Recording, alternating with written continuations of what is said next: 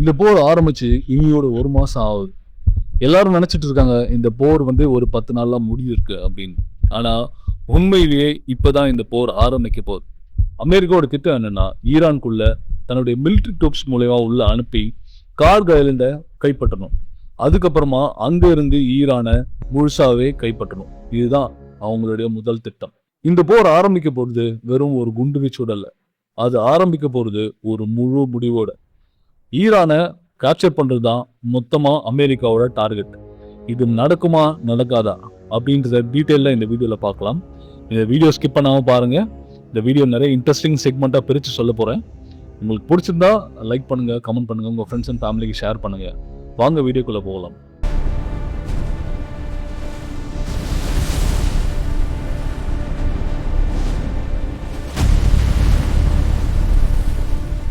US ஒரு நாட்டை full ஸ்கேல்ல attack பண்ணும்போது அது ஒரு ரேண்டம் அட்டாக்கா இருக்காது. Months of planning, intelligence gathering, satellite surveillance, cyber infiltration, இது எல்லாமே சேர்ந்தது தான் ஒரு கம்ப்ளீட் அட்டாக்கா இருக்கும்.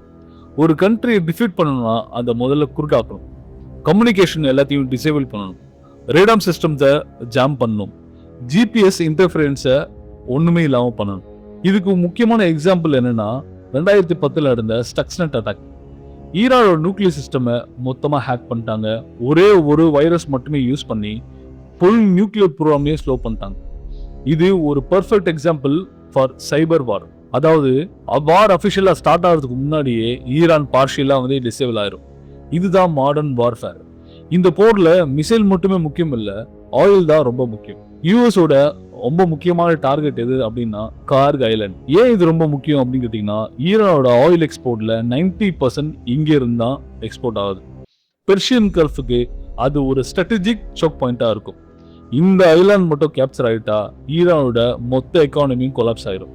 இதுக்கு யூஎஸோட ஸ்ட்ராட்டஜி என்னன்னு பார்க்கலாம். First face 1. இது ஏர் ஸ்ட்ரைக்ஸ் மூலமா டிஃபென்ஸ் சிஸ்டம் பிளைண்ட் ஆக்குவாங்க.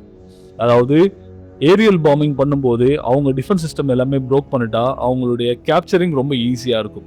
ஃபேஸ் 2 வந்து பாத்தீங்கன்னா நாவல் பிளாக்கெட். அதாவது கடற்படை மூலயமா அவங்க மொத்த ஈரானையும் சுற்று வளைச்சிட்டாங்கன்னா அவங்களுக்கு இன்னும் ஈஸியா போயிடும். 3வது மரைன் லேண்டிங். மரைன்ஸ் பாத்தீங்கன்னா யூஎஸோட மிலிட்டரி குரூப்ஸ், அவங்க வந்து டைரக்டா லேண்ட் பண்ணிட்டாங்கன்னா இது ரொம்ப ரொம்ப ரொம்ப ஈஸியா இருக்கும்னு அமெரிக்கா நினைக்கிறாங்க. ஆனா இது ஏன் கஷ்டம் அப்படின்னு நம்ம டிஸ்கஸ் பண்ணுவோம். ஃபர்ஸ்ட் ஈரான் இது எல்லாத்துக்கும் ஆல்ரெடி அவங்க ப்ரிப்பேர்ட் ஆயிருக்காங்க. ஈரான் அவங்க கார்கில் ஐலண்டை ஆல்ரெடி மிலிட்டரைஸ் பண்ணிட்டாங்க. ஆன்டிஷிப் மிசைல்ஸ் வச்சிருக்காங்க. சீட் மைன்ஸ் வந்து அவங்க ஆல்ரெடி ஃபிக்ஸ் பண்ணி வச்சுட்டாங்க. ட்ரோன் மூலியமா சர்வைலன்ஸும் பண்ணிட்டு இருக்காங்க. சும்மா ஒரு வார் சினாரி யோசிச்சு பாருங்களேன். யூஎஸ் மரைன்ஸ் வந்து அங்க லேண்ட் ஆகுறாங்கன்னு வைங்க. ஆல்ரெடி அந்த கடற்பகுதிகளில் மைன் பண்ணி வச்சிருக்காங்க கன்னி வெடிக்கல. ட்ரோன்ஸ் மூலியமா மூவ்மெண்ட் எல்லாமே ட்ராக் பண்ணிட்டு இருக்காங்க. ஆல்ரெடி அவங்க கிட்ட ஹிடன் மிசைல்ஸும் இருக்கு. இது மூலமா தாக்குதல் நடத்தினாங்கன்னா அமெரிக்காவுக்கு மிகப்பெரிய சேதாரம் வரும். ஒருவேளை அமெரிக்கா இதை வந்து கேப்சர் பண்ண முடியுமா அப்படின்னு கேட்டீங்கன்னா முடியும். ஆனா ரொம்ப ஈஸியா விட்டு கொடுக்க மாட்டாங்க ஈரான் வீரர்கள். ரொம்ப பெரிய உயிரிழப்புகள் ஏற்படும். அதை தடுக்கவே முடியாது அமெரிக்காவால. கிரவுண்ட் வார் இன் ஈராக் இது ரொம்ப சாத்தியமான்னு கேட்டீங்கன்னா, இது ஹிஸ்டரியிலேயே ரொம்ப பெரிய மிலிட்டரி மிஸ்டேக் என்னன்னு தெரியுமா? Entering in foreign land. இது மிகப்பெரிய தவறா முடிஞ்சு போறதுக்கு சான்ஸ் இருக்கு. ஜியோகிராபிக்காவே ஈரான் ரொம்ப டஃப்பான கண்ட்ரி. அதோட மவுண்டைன்ஸ், டெசர்ட், அர்பன் டென்சிட்டி வந்து ரொம்ப அதிகம். பாப்புலேஷன் கிட்டத்தட்ட பாத்தீங்கன்னா 85 மில்லியன், அதாவது 8.5 கோடி பேர். நியர்லி பாத்தீங்கன்னா ஒரு 10 கோடி பேருன்னு கூட வச்சுக்கலாம். அது ரொம்ப டெரேனாவே அது ரொம்ப டஃப்பான கண்ட்ரி.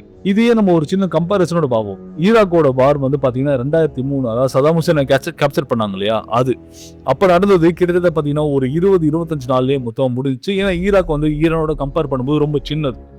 ஆப்கானிஸ்தான் போர் பாத்தீங்கன்னா கிட்டத்தட்ட 20 வருஷம் நடந்துச்சு. யூஎஸ் வந்து இது ரெண்டுத்தையும் டெக்னிக்கலா வின் பண்ணிட்டாங்களும் கூட அவங்களால ரெண்டு விஷயத்தையுமே கண்ட்ரோல்ல வச்சுக்க முடியல. ரெண்டுமே பிச்சுட்டு தான் போயிடுச்சு. ஆனா ஈரானோட ஸ்ட்ராட்டஜி இதுல என்னன்னு பாத்தீங்கன்னா, அவங்க டைரக்டா கன்ஃபrontation பண்ண மாட்டாங்க. அவங்க கொரில்லா வார்ஃபேர் தான் பண்ணுவாங்க. திடீர்னு ஆம்புஷ் பண்ணுவாங்க. இந்த ஆம்புஷ்ன்றா திடீர்னு தாக்குதல்னு வச்சுக்கலேன். அப்புறமா ஸ்னைப்பர்ஸ் மூலமா அந்த டெரெயின்ஸ்ல இருந்து அடிக்கும் போது அமெரிக்க வீரர்களால இது எங்க இருந்து வருதுன்னு கண்டுபிடிக்கிறது ரொம்ப ரொம்ப கஷ்டம். ஒருவேளை இதையும் தாண்டி அவங்க அந்த சிட்டியை கேப்சர் பண்ணலாமே தவிர அதை கூட கண்ட்ரோல் வச்சுக்க முடியாது. ஈரானுக்குள்ள இன்ஃபில்ட்ரேட் பண்றதுன்றது அவ்வளவு சாதாரண விஷயம் கிடையாது.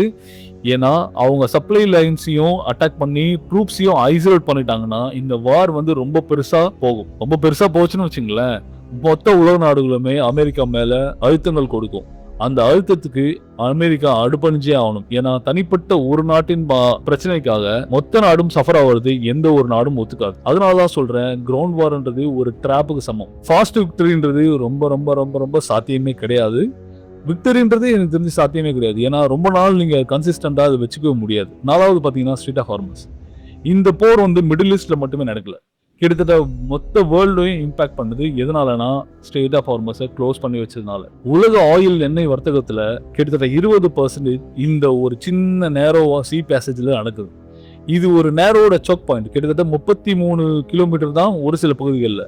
இதை பற்றின டீட்டெயில் வீடியோ நம்ம சேனல் ஆல்ரெடி போட்டிருக்கோம். அதோட லிங்க் வந்து டிஸ்கிரிப்ஷனில் கொடுக்குறேன், என்ன அதையும் கூட பாருங்க.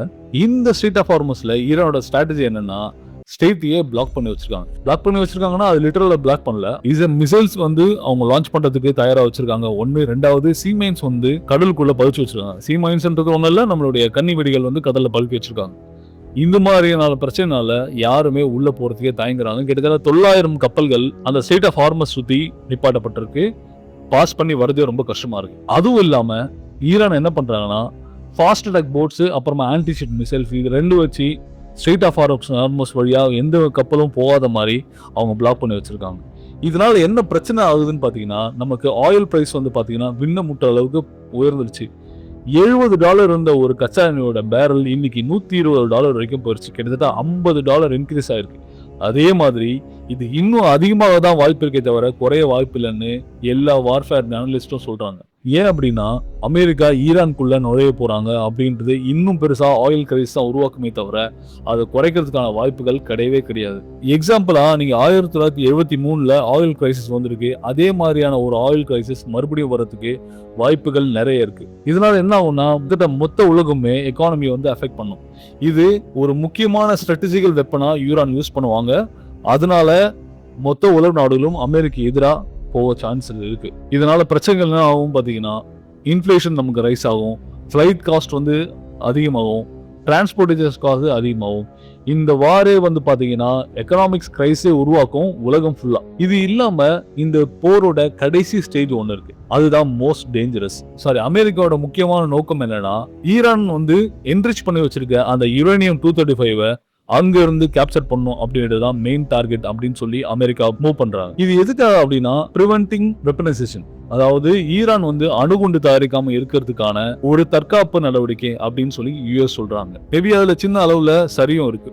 ஏன்னா ஈரான் வந்து 60% மேல யுரேனியமே இன்ட்ரெஸ்ட் பண்ணிட்டாங்கன்னு சொல்லிட்டு உலக நாடுகள் பயப்படுது. இது 90%க்கு மேல போயிருச்சுன்னா அது வார் பண்ணிடலாம், அதாவது அணு ஆயுதம் தயாரிக்க முடியும் அவங்களால. ஒருவேளை அண்டர்கிரவுண்ட்ல இருக்கிற நியூக்ளியர் சைட்ஸ் மேல அமெரிக்கா ஏரியல் பாம்பிங் பண்ணாலும் கூட ஒன்றும் பெருசா ஒர்க் அவுட் ஆக மாட்டுது. அது எல்லாமே ஹைலி ப்ரொடக்டா இருக்கு. உங்க எல்லாருக்கும் தெரிஞ்சிருக்கும், ஈரான் வந்து ஒரு மலைப்பாங்கான பகுதிகளுக்கு நடுவுலையும் அது ஆழமான குகைகள் இருந்தா அந்த நியூக்ளியர் ஃபெசிலிட்டியை வச்சிருக்காங்க. ஏர் ஸ்ட்ரைக்ஸ்லாம் ஒண்ணுமே பண்ண முடியல. ஆல்ரெடி அவங்க ட்ரை பண்ணி பார்த்தாலும் அது பெருசா ஒர்க் அவுட் ஆகல. இன்கேஸ் இந்த எஸ்கலேஷன் இன்க்ரீஸ் ஆச்சுன்னா nuclear option becomes a pressure tool. அவங்க நியூக்ளியர் வெப்பனை நாங்க பயன்படுத்துவோம் ஈரான் வந்து ஸ்ட்ராட்டஜிக்கலா மூவ் பண்ணிட்டாங்கன்னா அது வேர்ல்டு வார் 3க்கு தான் கண்டிப்பா கொண்டு போய் விடும். இந்த வேர்ல்டு வார் 3 பத்தி நம்ம சேனல்ல ஒரு புதுசா ஒரு வீடியோ போட்டிருக்கேன், வேணும்னா அதையும் கூட லிங்க்ல கொடுக்குறேன், பாருங்க. பார்த்துட்டு உங்க கமெண்ட் சொல்லுங்க. வேர்ல்டு வார் வந்து உடனே வந்துடும் சொல்ல முடியாது, ஆனா ஸ்லோவா எஸ்கலேட் நிறைய சான்சஸ் இருக்கு. இந்த போர் ஆரம்பிக்கிறது ஒரு அரசியலால, ஆனா அது முடிய போறது மனித உயிர்களால. ஏன்னா ஈரான் வந்து ஆல்ரெடி அவங்க பயங்கரமா த்ரெட் பண்ண ஆரம்பிச்சிட்டாங்க அமெரிக்காவை.